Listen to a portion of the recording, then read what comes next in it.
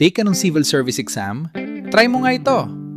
CSE question of the day, analytical ability.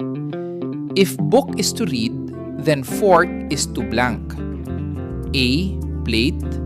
B. Spoon. C. Eat. D. Knife.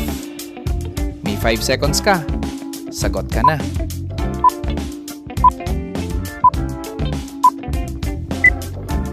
Okay, time's up. The correct answer is C. Eat. Ang relationship dito ay object and purpose. Ang book ay ginagamit para magbasa at ang fork ay ginagamit para kumain. Kaya ang tamang sagot ay eat.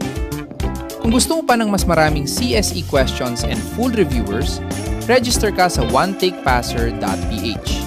199 pesos lang for early bird promo at 250 pesos for regular price. Ano pang hinihintay mo? Grab mo na!